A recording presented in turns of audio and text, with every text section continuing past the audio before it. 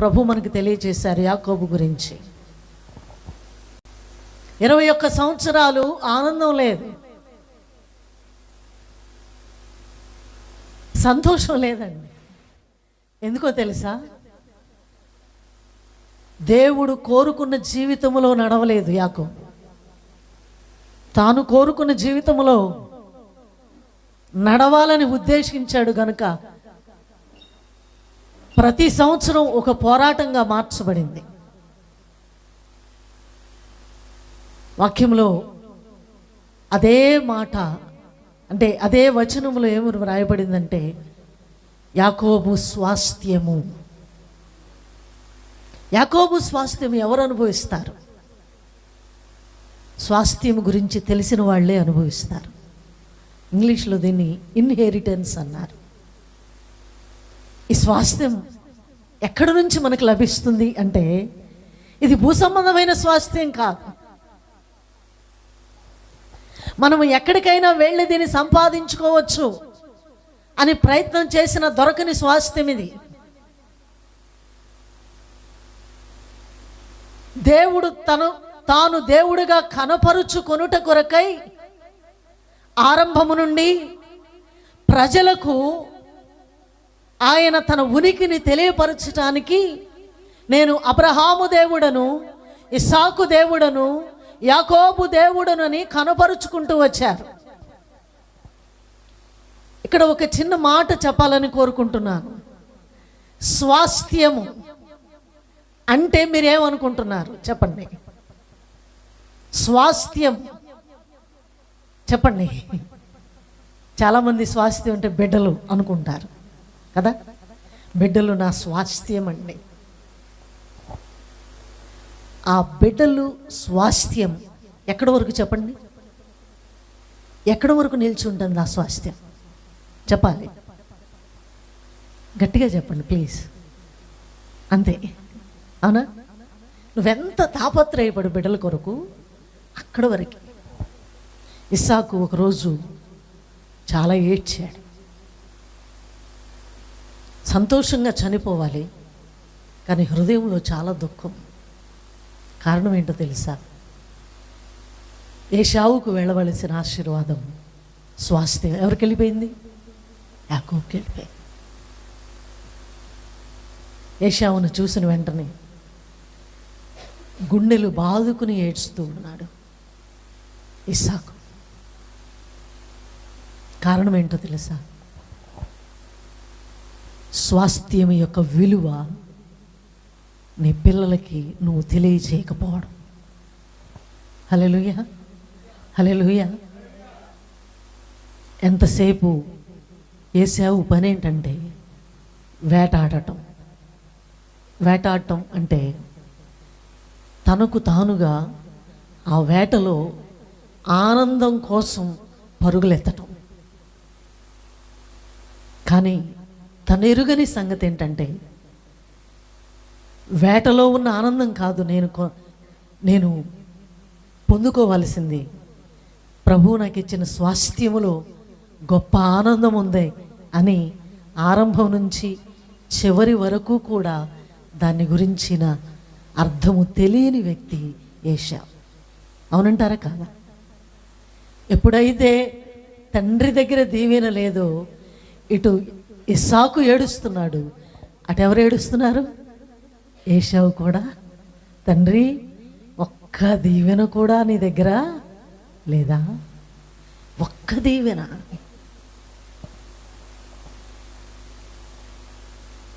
దేవుని స్వాస్థ్యాన్ని ఎరిగితే, స్వాస్థ్యం యొక్క విలువను ఎరిగితే ఎందుకు స్వాస్థ్యాన్ని పొందుకోలేకపోతున్నాం? వాక్యంలో స్పష్టంగా ప్రభువు తెలియజేస్తారు ప్రియులారా.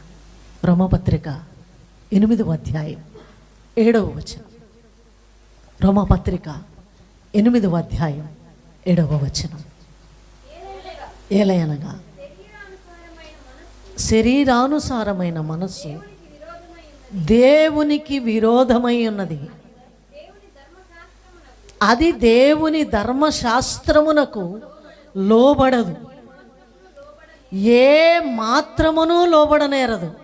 కాగా శరీర స్వభావం గలవారు దేవుణ్ణి సంతోషపరచనేరరు. హల్లెలూయా. ఎందుకు స్వాస్థ్యాన్ని పొందుకోలేకపోయాడు ఏశావు అంటే, తన జీవన విధానం అంతా శరీరాన్ని సంతోషపెట్టడానికి పరుగులెత్తాడు. మనుషులు కనబడిన చోటకి, మనుషులతో పని లేదు ఏశావుకి, సహవాసముతో పని లేదు ఏశావుకి, దేవునితో పని లేదు ఏశావుకి, ప్రార్థనతో పని లేదు ఏశావుకి, వాక్యముతో పని లేదు ఏశావుకి. వీటన్నిటికీ ఎక్కడున్నాడంటే చాలా దూరంగా ఉన్నాడు. ఇవి వినబడని స్థలములో ఉన్నాడు, వాక్యము వినబడని స్థలములో ఉన్నాడు, హెచ్చరిక తీసుకోలేని స్థలములో ఉన్నాడు. దేవుడు బుద్ధి చెబుతున్నప్పుడు దానిని అంగీకరించని స్థలములో ఉన్నాడు. ఎక్కడుంటాడో కూడా తండ్రికి కూడా తెలియదు. అవునా కాదా? అరణ్యములో ఎవరైనా వచ్చి ఇస్సాకు గారు మీ పెద్ద కుమారుడు ఏడంటే తెలియదండి. వేటకెళ్ళాడు, ఎటువైపు వేటకెళ్ళాడు తెలియదు, ఎక్కడుంటాడు తెలియదు, ఎప్పుడు వస్తాడు తెలియదు. ప్రియ సంఘమా, దేవుడు అనుగ్రహించే స్వాస్థ్యం నీ దాకా రాకపోవటానికి గల కారణం, ఈ స్వాస్థ్యము పొందుకునే స్థలములో నీవు లేవు. హల్లెలూయా. దేవుడు అనుగ్రహించే స్వాస్థ్యం ఎక్కడ పడితే అక్కడ, నువ్వు ఉన్న చోటికి రాదు సుమా. హల్లెలూయా. నువ్వు కోరుకున్న స్థలంలోనికి రాదు, నీవు ఆశించినట్లుగా స్వాస్థ్యం మారదు. చాలామంది స్వాస్థ్యాన్ని మార్చుకుంటున్నారు, వారికి ఆశించిన విధముగా మారాలి అని కోరుకుని ప్రార్థన చేస్తున్నారు. ప్రభువా, నాకు అనుకూలంగా దీన్ని మార్చు, నాకు అనుకూలంగా ఈ మాటను మార్చు, నాకు అనుకూలంగా నీ ఉద్దేశాలను మార్చు, నాకు అనుకూలంగా దేవుని చిత్తాన్ని మార్చు. మారటానికి మానవుని మాట కాదు, దేవుని మాట. హల్లెలూయా. దేవుని మాట. ఈ దేవుని మాట, ఈ స్వాస్థ్యం వచ్చే వారం నేను చెప్పాను కదా, ప్రతి ఆదివారం ఖచ్చితంగా ఈ వాగ్దానాన్ని జ్ఞాపకం చేయాలని కోరుకుంటున్నాను. ఎందుకు ఏశావుకి స్వాస్థ్యం దొరకలేదంటే, స్వాస్థ్యానికి దూరంగా బ్రతికాడు. స్వాస్థ్యానికి దూరంగా బ్రతకడానికి దాని విలువ ఎరుగని వ్యక్తి. అసలు స్వాస్థ్యం అంటే ఎలా ఉంటుందో కూడా, ఒక చిక్కుడుగాయల కూర తమ్ముడు వండుతుంటే ఆ మూత తీసిన వెంటనే వచ్చే ఆ ఆవిరి స్మెల్కి టెంప్ట్ అయిపోయాడు ఏశావు. శోధన ఎలా వస్తుందండి? డబ్బులు లేకపోవటం వల్ల వచ్చేది కాదు శోధన, ఆరోగ్యం లేకపోవటం వల్ల వచ్చేది కాదు శోధన. ఇదిగో టెంప్టేషన్. ఈ టెంప్టేషన్ నిన్ను ఏం చేస్తుందంటే దేవుని స్వాస్థ్యము నుండి దూరం చేస్తుంది. టెంప్టేషన్, ఆ స్మెల్, ఆ ఫ్లేవర్ కదా. మాంసం కూర వండితే ఫ్లేవర్ని బట్టి అది ఎలా ఉంటుందో చెప్పగలం. ఆఫ్టర్ ఆల్ చిక్కుడుగా కూర ఫ్లేవర్కి ఫ్లాట్ అయిపోయాడు. ఫ్లాట్ అయిపోయి యాకోబు దగ్గర ఒక్క బోర్లా పడ్డాడు, సాష్టాంగ నమస్కారం చేశాడు. నాకు స్వాస్థ్యం వద్దు, ఏం కావాలి? చిక్కుడుగాయ కూరే కావాలి. ఈ రోజున సంఘంలో విశ్వాసులు కూడా ఏం కోరుకుంటున్నారంటే వీటినే కోరుకుంటున్నారు. నాకు స్వాస్థ్యం వద్దు, ఇప్పుడు కనపడేవి కావాలి, ఇప్పుడు ఇవి కలిగి ఉండటం నాకు కావాలి. ఏం పోగొట్టుకుంటున్నామో తెలుసా? విలువైన దానిని, నీతో కూడా ఉండే దానిని పోగొట్టుకుంటున్నాము. ప్రభు నీకు ఇచ్చే స్వాస్థ్యం వేరు, నువ్వు కోరుకునే స్వాస్థ్యం వేరు. యాకోబు స్వాస్థ్యం నేను నీకు ఇస్తాను. హల్లెలూయా, హల్లెలూయా. ఎప్పుడైనా స్వాస్థ్యం అంటే ఏంటో తెలుసుకున్నావా? ప్రభువుని అడిగావా? ప్రియ దేవుని బిడ్డలారా, వచ్చే వారం దీని గురించి మరికొన్ని మాటలు తెలియజేస్తాను. స్వాస్థ్యానికి ఎక్కడున్నాడు ఏశావు అంటే అందనంత దూరంలో ఉన్నాడు. ప్రభు ఇద్దామని తలంచిన ప్రభు పిలుపు వినబడని స్థలంలో ఉన్నాడు. వినబడదు, ప్రభు పిలిచిన వినబడదు, ఎందుకంటే ప్రభువుకి దూరంగా ఉన్నాడు. ఈ రోజున దూరంగా ఉంటే దేవుడు అనుగ్రహించే స్వాస్థ్యమును, దేవుడిచ్చే సంతోషాన్ని నువ్వు కోల్పోతావు. స్పష్టంగా ప్రభువు చెప్తున్నాడు. ఎందుకు ఈ స్వాస్థ్యం మనకి మన యొద్ద మనం కలిగి ఉండలేకపోతున్నామనంటే ధర్మశాస్త్రానికి లోబడని స్వభావం. ప్రభువే చెప్తున్నాడు, నేను చెప్పట్లేదు. ధర్మశాస్త్రానికి నువ్వు విరోధిగా ఉన్నావు.